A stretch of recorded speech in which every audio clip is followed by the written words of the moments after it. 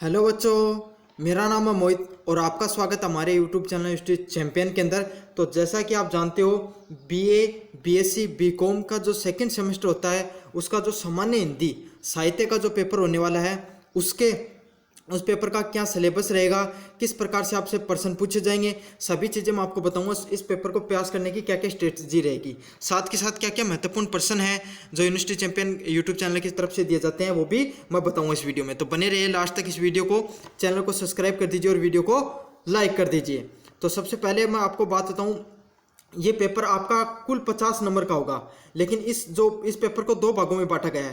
पहला जो आपका पेपर आएगा आपके पास वो कितने नंबर का होगा, 40 नंबर का होगा, और 10 नंबर आपको इंटरनल आंतरिक मूल्यांकन के दिए जाएंगे। तो आज जो आप पेपर दे के आओगे रेगुलर वाले, इनको 40 नंबर का आएगा पेपर, ठीक है। अब बात बताऊं, आपको इसमें 2 क्रेडिट पॉइंट मिलेंगे।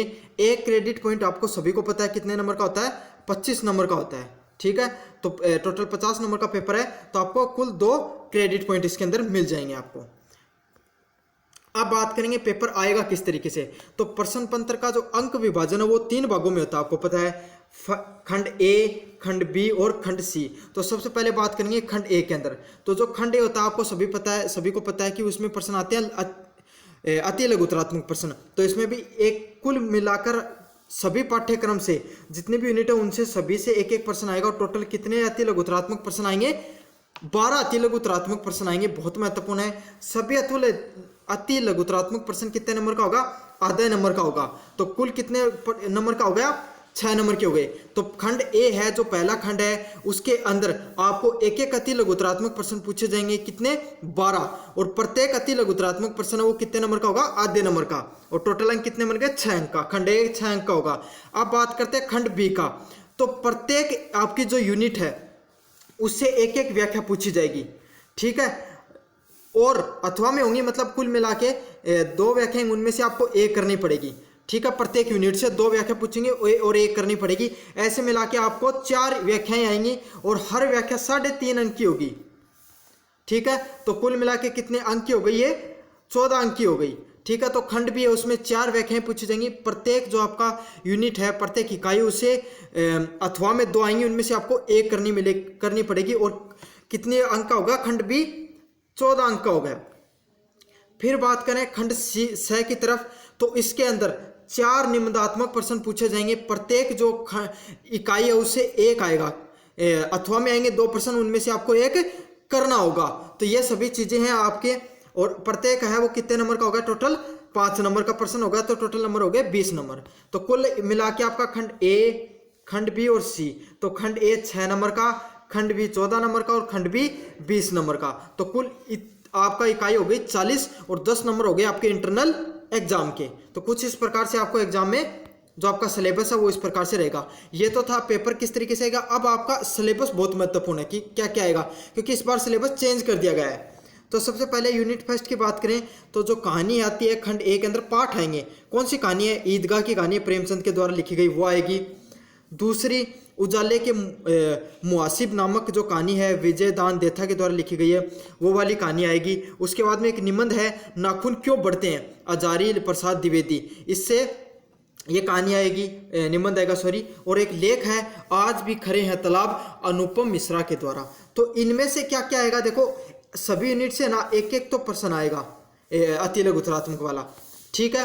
खास की खास एक इसके अंदर से आपको ना मतलब इन चारों प्रश्न में से एक आपको ना कोई 2 जो चारों कहानियां निबंध है इनमें से दो प्रश्न पूछे जाएंगे निबंधात्मक के, उनमें से आपको एक करना पड़ेगा। और ऐसे ही आपको जो लघुतरात्मक प्रश्न है वो 2 आएंगे, उनमें से आपको एक लघुतरात्मक प्रश्न आएगा, वो करना होगा। तो कुछ इस प्रकार से यूनिट फर्स्ट आपके लिए महत्वपूर्ण है।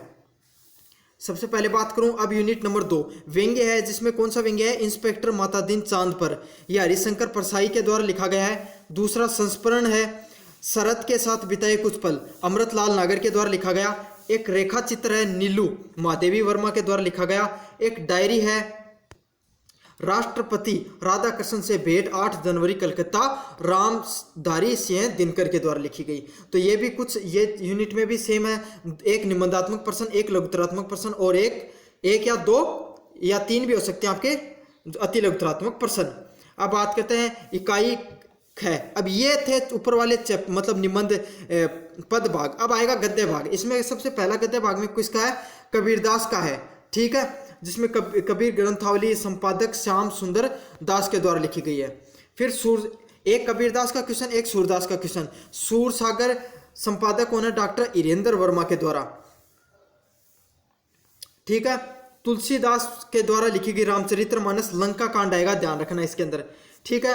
और मीरा के द्वारा लिखा हुआ पदावली संपादक कौन है? शंभू सिंह मनोहर। और अब बात करते हैं इनमें से आपको जो व्याख्याएं करनी आएंगी इनमें से, ठीक है। मैथिली शरण गुप्त के द्वारा मातृभूमि, निराला के द्वारा बादल राग वह पत्थर तोड़ती है, आज्ञा के द्वारा हिरोशिमा जो पुल बनाए सांप, और नागार्जुन के द्वारा जो गुलाबी चूड़ियां अकाल, और उसके बाद। तो इस प्रकार से कुछ आपका जो सिलेबस है वो बटा हुआ है। अब बात करेंगे महत्वपूर्ण प्रश्नों के ऊपर। हाँ, तो अब अपने जो सिलेबस था सामान्य हिंदी का, जो अपना सिलेबस था उस पर तो अपन ने बात कर लिया। अब बात करेंगे महत्वपूर्ण प्रश्न जो आपको पढ़ने हैं। सबसे पहले जो महत्वपूर्ण प्रश्न है वो क्या है? उजाले की मुनासिब कहानी का सार लिखते हुए इसमें निहित संदेश को स्पष्ट कीजिए। तो उजाले और मुसाहिब कहानी का जो सार लिखते हैं उसमें जो संदेश दिया गया उसको स्पष्ट करना है। अब 2 नंबर क्वेश्चन की तरफ बढ़ते हैं। नाखून क्यों बढ़ते हैं? शीर्षक निबंध का सार अपने शब्दों में लिखे हुए मानव सभ्यता, इसका विकास वर्णन करते हुए प्राचीन सभ्यता कहाँ तक भिन्न है। तो नाखून जो सभ्यता, नाखून क्यों बढ़ते हैं, इसका जो एक शीर्षक है इसको अपने शब्दों में लिखना है। साथ के साथ जो मानव सभ्यता को विकास पर जो वर्णन किया गया है और प्राचीन सभ्यता व वर्तमान सभ्यता में क्या अंतर है, इस पर भी टिप्पणी करनी है।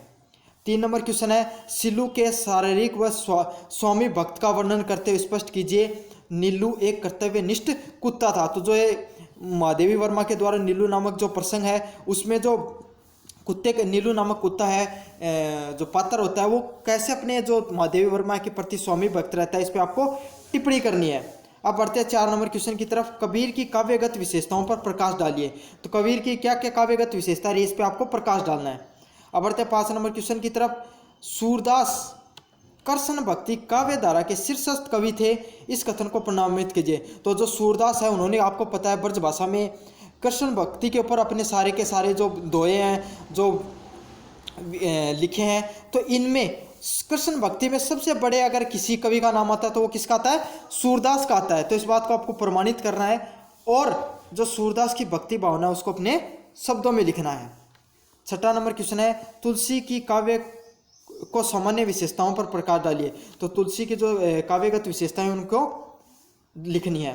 7 नंबर क्वेश्चन है मीरा की भक्ति भावना पर प्रकाश डालिए। तो मीरा की जो भक्ति भावना उस पर आपको लिखना है। 8 नंबर क्वेश्चन है वह तोड़ती पत्थर के आधार पर निराला की विशेषताओं का वर्णन कीजिए। तो वह तोड़ती पत्थर है, उसमें निराला की विशेषताओं का आपको क्या करना है? वर्णन करना है। 9 नंबर क्वेश्चन है आय की हिरोशिमा कविता में निहित व्यंग्य एवं मूल भाव की काव्यगत विशेषताओं को स्पष्ट कीजिए। और 10 नंबर है गुलाब की चूड़ियां कविताओं के केंद्रीय भाव को स्पष्ट कीजिए।